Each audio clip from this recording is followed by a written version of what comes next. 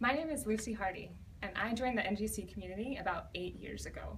So back in 2008, I was a senior in high school, and my three best friends and I decided that we wanted to do something really great for our community. We wanted to reach out and do something meaningful. So my friend, he actually found out about New Global Citizens, and he pitched the idea to us to start our own club at Mountain View High School in Mesa, Arizona. So he said that we could pick a project, we could get together a team and start fundraising for some awesome cause. So of course we jumped on board because we had absolutely nothing like that on our campus. So we got together a team of about 20 students that were really excited. And what New Global Citizens did is they sent us all of this educational material so that we could learn about the issues that our global community faces and think about how we can maybe solve those issues or what we could do to make the world a better place. So as we took the time to think about all these different issues, what we came up with is that we felt if opportunities for education were increased, then that would solve a lot of the problems that our society faces.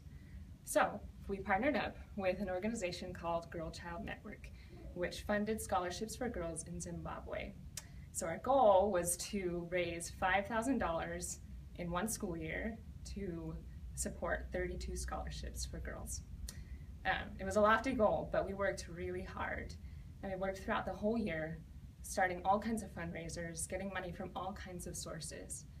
But there was one night that sticks out most to me, and that was when we decided to put together a benefit concert right in downtown Mesa in an art studio where local artists decided to donate their art so we could sell it.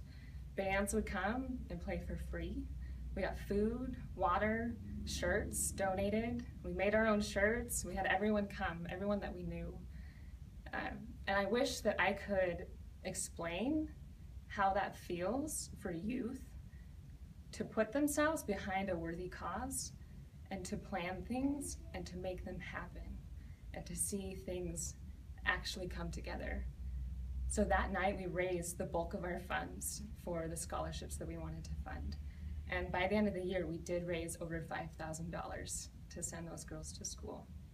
And I wish that I could bottle up those feelings that we had at the end of the year and share them with everyone in the community. Because it's rare that a youth actually feels that they have the power to move things and to affect change in the world and in the community around them. So you might ask yourself the question, what am I doing when I support New Global Citizens? What comes from that investment that I make in NGC? So at the very least, I can tell you that you are showing one youth or a group of youth that they have great potential to make things happen. But beyond that, in most of our teams and our classrooms across the nation, you're going to see a lot more than that. So beyond just showing youth their great potential, you're going to inspire educators and administrators. You're going to activate whole networks of people, whole communities, and turn their eyes to the issues that are so important in our global community. You're going to not only do all that, but you're going to support fantastic grassroots organizations all across the world that are doing fantastic work. You might ask yourself the question, well, what about 8 years later?